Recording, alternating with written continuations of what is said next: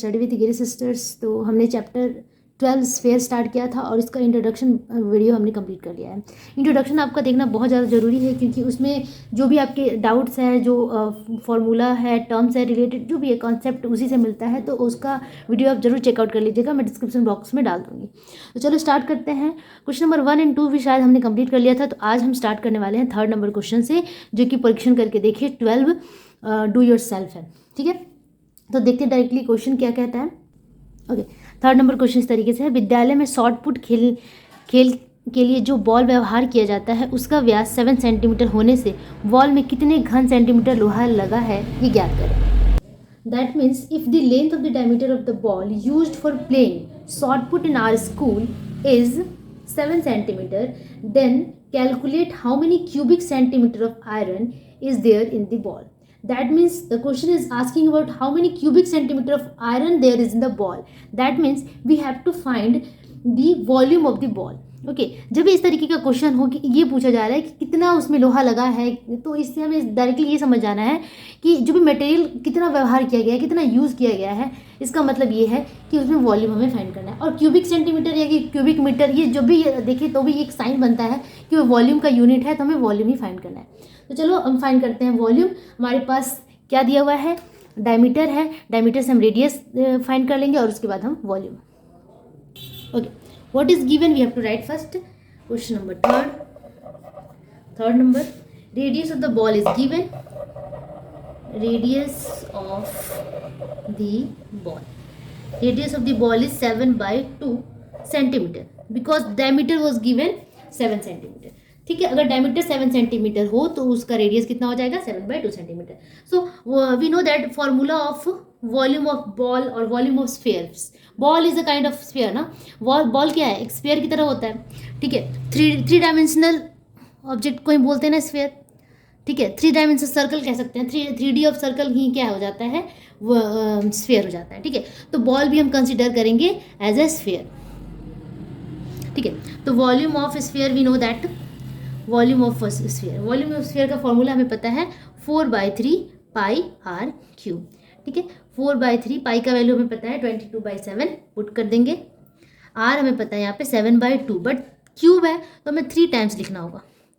ठीक है, आप डायरेक्टली मल्टीप्लाई कर दो, बट वो थोड़ा सा लेंदी हो जाता है, तो इस तरीके से हम लिखते हैं। अब यहाँ से हम रिड्यूस कर सकते हैं, 2 से इसको कट करेंगे तो 11, फिर ये 2 से कट करेंगे तो 2।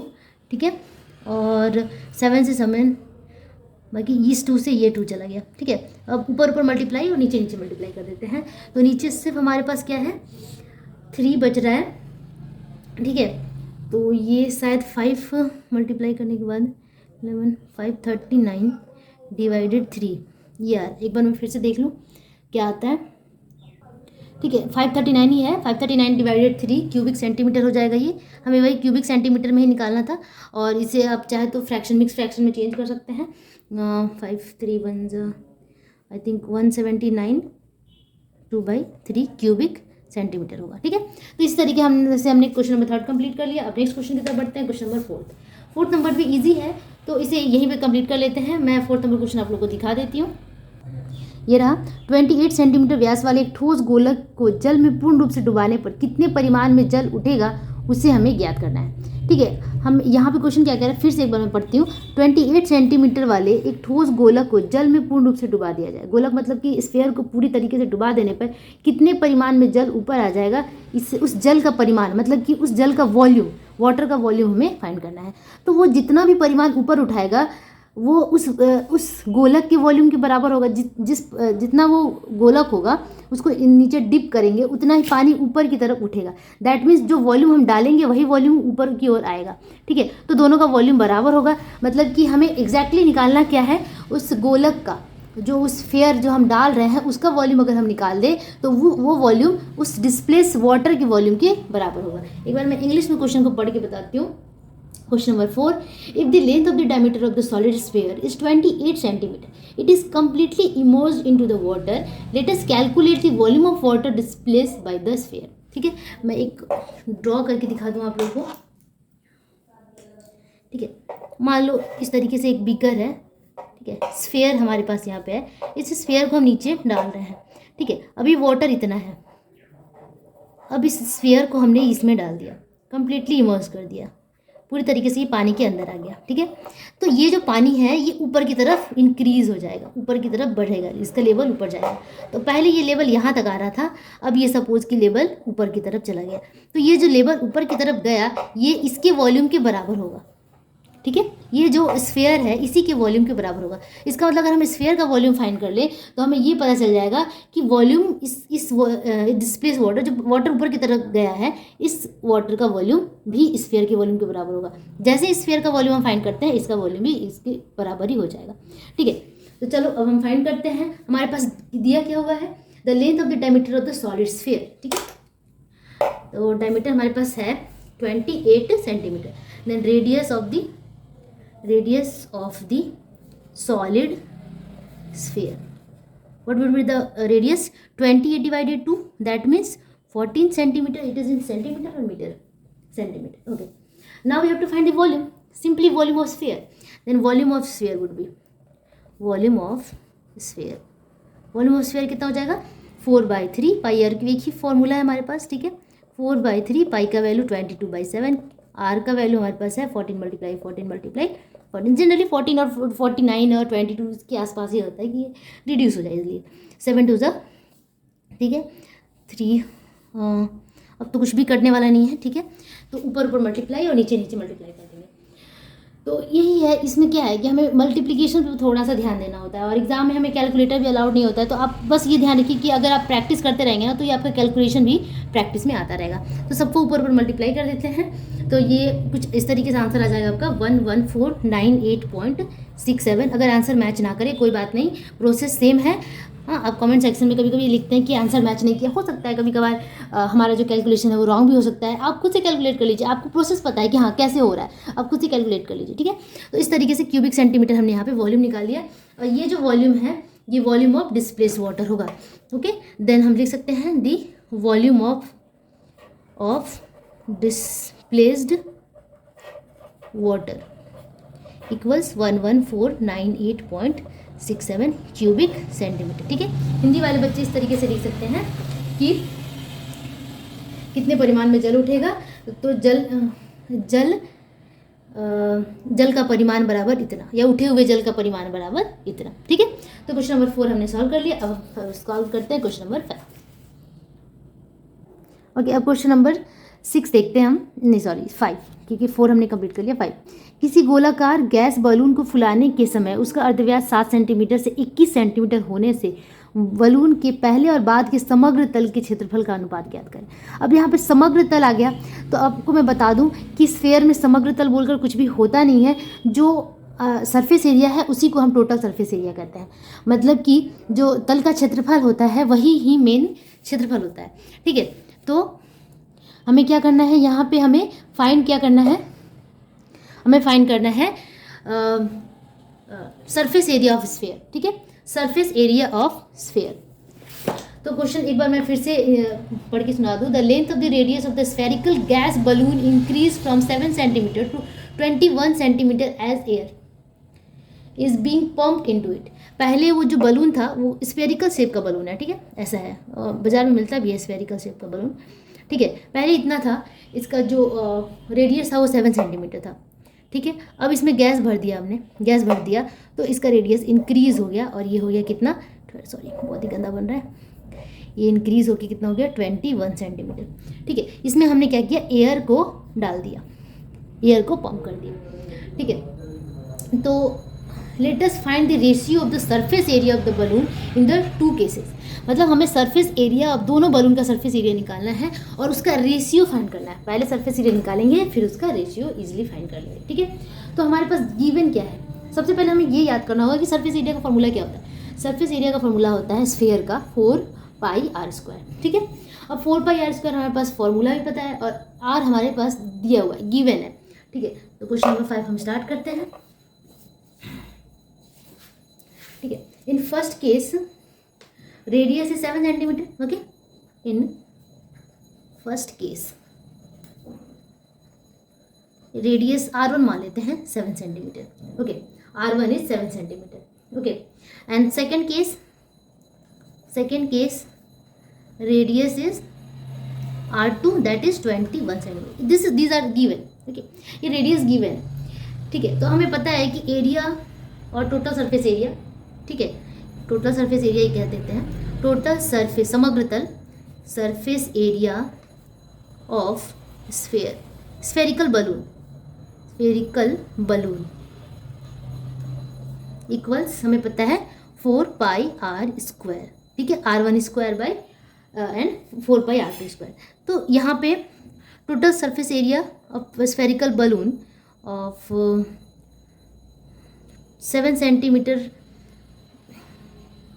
यहाँ पे ऐसे रहने देते हैं. Total surface area of spherical balloon in first case, आप लिख सकते हैं कि इन first case total surface area would be 4 pi R1 square, that is 4 pi R1 कितना है, 7 है, 7 का स्क्वायर. ठीक है, अब नेक्स्ट करते हैं सेकंड केस में. In second case total surface area of same spherical balloon equals 4 pi R2 square, क्योंकि सेकंड केस में हमने रेडियस को R2 ले लिया था. ठीक है, फॉर्मूला हमें पता था 4 पाई को पाई ही रहने दी, क्योंकि अगर पाई को चेंज करते तो कोई फायदा यहाँ पे होने वाला नहीं, क्योंकि हम रेशियो निकालने वाले हैं. R2 यहाँ पे कितना है, 21 का स्क्वायर. ठीक है, अब हमें निकालना है रेशियो. ठीक है, then ratio of the total surface area equals 4 pi 7 square, और 7 मल्टीप्लाई 7 कह सकते हैं, इज टू 4 पाई मल्टीप्लाई 21. ठीक है, अब हमें यहाँ रेशियो फाइंड करना है. पाई से पाई कैंसिल हो जाएगा, 4 से 4 कैंसिल हो गया, 7 से इसको कट कर देंगे, 7 3 जा एंड यहाँ से भी 7 3 जा, तो कितना हो गया 1:9, 3 3 9. तो रेशियो हमारा कितना आ गया 1:9, दैट इज योर आंसर. ठीक है, तो इसी तरीके से क्वेश्चन नंबर 5 हमने कंप्लीट कर लिया. अब मूव करते हैं क्वेश्चन नंबर 6 की तरफ. क्वेश्चन नंबर 6, एक अर्धगोलकीय कटोरी तैयार करने में 127 होल 2/7 वर्ग सेंटीमीटर 127.2/7 वर्ग सेंटीमीटर का पात लगा हुआ है, शीट लगा हुआ है. कटोरी के मुख का व्यास ज्ञात करें. तो जितना भी शीट रिक्वायर्ड शीट है जो कि अर्धगोलकीय कटोरी को तैयार करता है, इसका मतलब कि यहाँ पे हेमिस्फेरिकल बॉल का शीट दिया हुआ है. इसका मतलब शीट का मतलब क्या हुआ, मैं एक बार इसको इंग्लिश में बता दूं पहले. 127 whole 2/7 square centimetre of the sheet, the area दिया हुआ है. शीट है, इस तरीके का शीट होगा जो भी है, जिसका एरिया दिया हुआ है 127 होल 2/7 स्क्वायर सेंटीमीटर. इससे क्या बनता है, एक हेमिस्फीयर बनाया गया. ठीक है, एक हेमिस्फेरिकल बॉल बनाया गया, हेमिस्फेरिकल बॉल कटोरा बनाया गया, हेमिस्फेरिकल बॉल बनाया गया. Then let us find the diameter of the 4 part of the ball. 4 part मतलब कि जो उसका मुंह है उसका हमें डायमीटर फाइंड करना है. तो मुंह कैसा होता है, एक कटोरी का मुंह कैसा होता है, कटोरी का जो मुंह होता है वो सर्कल का शेप का होता है. सर्कल का शेप, इसका मतलब हमें इसका डायमीटर फाइंड करना है. ये जो है ये कैसा शेप है, सर्कुलर है. तो इस सर्कल का हमें क्या फाइंड करना है, डायमीटर फाइंड करना है. ये रेडियस हो गया और यहाँ से हमें डायमीटर फाइंड करना है. तो जो यहाँ पे दिया हुआ है ये 127 whole 2/7 square centimetre of sheet required to make this hemispherical ball. इस शीट से हमें क्या बनाया, क्या है, एक हेमिस्फेरिकल बॉल बनाया है. इसका मतलब surface area of hemispherical ball दिया हुआ है 127 होल 2/7, क्योंकि इसी से ही इसको बनाया गया है. तो जो स्क्वायर सेंटीमीटर यहाँ दिया हुआ है, जो एरिया है, इसी एरिया को यूज़ यहाँ पे किया गया, उसी को काट पीट कर कटोरा बनाया गया है. मतलब कि सरफेस एरिया ऑफ हेमिस्फीयर हमारे पास दिया हुआ है. ठीक है, तो हमारे पास क्या गिवन है, surface area of hemispherical ball. ठीक है, तो surface area of hemispherical ball. ठीक है, बॉल का मतलब कटोरा होता है. ठीक है, तो surface area of hemispherical ball, यहाँ पे टोटल सरफेस एरिया यूज़ नहीं किया गया. अगर टोटल सरफेस एरिया यूज़ किया जाता तो ये जो क्या कहते हैं कर्व पार्ट है, ये जो कर्व पार्ट है इसका एरिया प्लस जो सर्कल है इसका एरिया हम ऐड करते. बट यहाँ पे हेमिस्फेरिकल बॉल का हम सिर्फ कर्व पार्ट यूज़ करेंगे, सिर्फ हम वक्र तल का क्षेत्रफल लेंगे, क्योंकि वक्र तल का क्षेत्रफल इस शीट से बना हुआ है. ये शीट सॉलिड है और इस शीट से वक्र तल का क्षेत्रफल बना है, बाकी तो मुंह खाली है, ये एरिया तो खुला हुआ है, ठीक है, हाफ है, ठीक है, ये फिल्ड नहीं है। अगर ये फिल होता तो हम इस तल का भी क्षेत्रफल निकालते, तल होगा तभी तो उसका क्षेत्रफल निकालेंगे ना, ठीक है। तो हमें क्षेत्रफल तो निकालना ही नहीं, हमारे पास जो क्षेत्रफल दिया हुआ है, जो एरिया दिया हुआ है, इस वक्र तल का दिया हुआ है, इस कर्व पार्ट का दिया हुआ है, तो हम डायरेक्ट यहाँ लिखेंगे, टोटल सरफेस एरिया नहीं लिखेंगे, हम लिखेंगे surface area of hemispherical ball is given 127। I hope आप लोगों को समझ में आ गया होगा। 127 होल 2/7 स्क्वायर सेंटीमीटर, ठीक है, इतना दिया हुआ है। इसे चेंज कर लो तो ये हो जाएगा I think 891 divided 7 square centimetre, ठीक है, ओके। और बाई मतलब फॉर्मूला के अकॉर्डिंग हमें क्या पता है कि surface area of hemispherical ball का फॉर्मूला क्या होता है, टोटल सरफेस एरिया होता है 4πr², तो सिर्फ सरफेस एरिया ऑफ हेमिस्फेरिकल मतलब आधा, ठीक है, स्फीयर का आधा, ठीक है, अर्ध क्या कहते हैं उसको, अर्धगोलक का एरिया का फॉर्मूला क्या होता है 2πr², ठीक है, 2πr² इज इक्वल टू इतना दिया हुआ है 891 डिवाइडेड 7, ठीक है। तो यहाँ से हमें क्या फाइंड करना है, यहाँ से हमें रेडियस फाइंड करना है, तभी हम डायमीटर निकाल पाएंगे, क्योंकि डायमीटर पूछ रहा है कि उसका व्यास कितना होगा, उस कटोरे का व्यास कितना होगा या उस बॉल का रेडियस डायमीटर कितना होगा। तो यहाँ पे r² इज इक्वल टू हम कर सकते हैं 891 डिवाइडेड 7, ये 2π नीचे आएगा तो 2 यहाँ पाई 22/7, ये 7 ऊपर चला जाएगा, ठीक है। अब 7 से 7 कट गया और 22/2 891, इसको भी कट कर सकते हैं हम, तो इससे हम 2 से कटेगा ये नहीं, 11 से कट जाएगा आई थिंक, हाँ 11 2 ज़ा, ठीक है, 11 8 ज़ा 1, 11 1 ज़ा 81 डिवाइडेड 4, तो r इज इक्वल टू क्या लिखेंगे, root under 81 divided 4 that is 9/2। हमें पता है 81 का रूट 9 होता है और 4 का 2 होता है, तो 9/2 कितना हो गया r is equal to 9/2 centimetre. हमें फाइंड करना है डायमीटर, डायमीटर क्या हो जाएगा, डायमीटर या फिर व्यास कहते हैं इसे हम, व्यास हो जाएगा उस कटोरे का 2 गुना 9/2, 2 से 2 cancel, 9 centimetre, 9 centimetre would be the diameter of the circular hemispherical ball, okay. अब मूव करते हैं नेक्स्ट क्वेश्चन नंबर 7 पे, ओके। क्वेश्चन नंबर 7 देखते हैं, एक ठोस लोहे के गोलक अर्धव्यास 2.1 सेंटीमीटर है, उस गोलक में कितने घन सेंटीमीटर फिर आया, ठीक है, कितने घन सेंटीमीटर लोहा है उसका हिसाब करके लिखे और उस लोहे के गोले के वक्र तल का क्षेत्रफल ज्ञात करें। देखिए बहुत इजी क्वेश्चन है, यहाँ पे दिया क्या है, अर्धव्यास दिया हुआ है, रेडियस हमें पता है, और गोलक में कितने घन सेंटीमीटर लोहा है, मतलब कि घन सेंटीमीटर कितना क्यूबिक सेंटीमीटर उसमें लोहा है, इट मीन्स यहाँ वॉल्यूम की बात हो रही है, उसका हिसाब करके लिखे एवं उस लोहे के गोले के वक्र तल का क्षेत्रफल ज्ञात करें, मतलब कि हमें टोटल सरफेस एरिया फाइंड करना है, ठीक है, कर्व सरफेस एरिया हमें फाइंड करना है, जो कर्व पार्ट है उसका सरफेस एरिया हमें फाइंड करना है, ठीक है, लोहे के वक्र तल का क्षेत्रफल ज्ञात करें। और यहाँ पे एक बात बता दूँ कि जो ठोस गोलक होता है उसका जो टोटल सरफेस एरिया है या कर्व सरफेस एरिया है वो सेम होता है, ठीक है, तो यहाँ पे कंफ्यूज नहीं होना है, हमें total surface area that means 4πr² ही निकालना है। तो चलो इसे हम फाइंड करते हैं, ओके। मैं एक बार फिर से क्वेश्चन को पढ़ दूँ, the length of the radius of the solid spherical ball is 2.1 centimetre, okay, radius of the spherical ball is given, question number 7, radius of spherical ball is equals to 2.1 centimeter, 2.1 centimeter, okay. Calculate how much cubic centimeter of iron is there and let us find the curved surface area, okay. So volume of the sphere we have to find, how much air in the cubic centimeter or cubic something is given, that means you have to find the volume of the sphere. So volume of the sphere we have to find, volume of spherical ball, okay. So now we have radius, we know the volume formula 4/3πr³, okay. Just put the value of r, we will get value of y would be is 22/7 and r is given 2.1 multiply 2.1 multiply 2.1, okay. Now taking out this decimal we'll get 10 here and here also 10, here also 10, whatever the calculation you want you can do, okay. Now we have to reduce 3 7s are 7 7s are, okay. Now here 10 10 10 don't touch this 10 because बहुत easy हो जाता है 10 10 10 अगर हो उससे divide करना, तो ऊपर ऊपर हम पूरा मल्टीप्लाई कर देंगे और 10 मतलब कि 1000 से हमें डिवाइड कर देना है, ठीक है। तो यहाँ पे कैलकुलेशन मैंने किया है। अगर कोई भी प्रॉब्लम हो कैलकुलेशन में तो प्लीज़ आप लोग खुद से करेक्ट कर लीजिएगा, क्योंकि कैलकुलेशन रॉन्ग हो सकता है। मैंने बहुत फास्ट कर रहा है तो हो सकता है मेरा कैलकुलेशन रॉन्ग हो। क्यूबिक सेंटीमीटर तो मैंने यहाँ पे कर दिया 38.81 क्यूबिक सेंटीमीटर मेरा यहाँ पे आया। आप अपना कैलकुलेशन कर लीजिए, क्योंकि जो प्रोसेस है आप यहाँ से फॉलो कीजिए, बट कैलकुलेशन आप खुद से कीजिए ताकि आपका कैलकुलेटिव पावर भी बढ़ता रहे।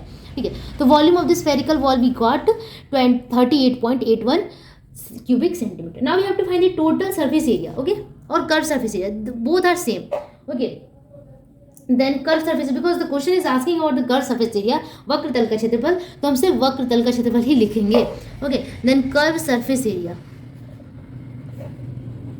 ये गोलक है ना, इसमें पूरा तो कर्व ही होता है। यहाँ पे अगर मैं इसकी बात करूँ, सिलेंडर की बात करूँ, तो ये आपका कर्व पार्ट होता है, ये वाला, ये राउंड होता है, ऐसे राउंड होता है ना, ऐसे ऐसे पाइप की तरह, ये कर्व होता है। बट यहाँ पे ये प्लेन सरफेस आ जाता है, प्लेन सरफेस आ जाता है ऐसा, क्योंकि ये एक सर्कुलर होता है ना, एक प्लेन सरफेस होता है एकदम। ठीक है, तो यहाँ पे दो सरफेसेस आ जाते हैं, कर्व एंड प्लेन। ठीक है, बट गोलक क्या होता है, ये पूरा ही कर्व होता है। तो कर्व सरफेस एरिया कहे या टोटल सरफेस एरिया कहे, नो प्रॉब्लम, कुछ भी आप कह सकते हैं। तो curve surface area of sphere या स्फेरिकल बॉल आप कह सकते हो, is equals to, we know that the formula 4 pi r square. Just put all these values, 4 multiply 22 by 7 multiply r is 2.1 multiply 2.1. just calculate, यहाँ से यहाँ take कर लेंगे यहाँ पे, ठीक है।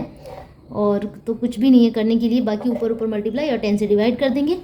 ठीक है, तो आपका कुछ आ जाएगा 55.44 स्क्वायर सेंटीमीटर, क्योंकि ये एक एरिया है तो इसका जो यूनिट होगा वो स्क्वायर में लिखेंगे हम। ठीक है, स्क्वायर सेंटीमीटर।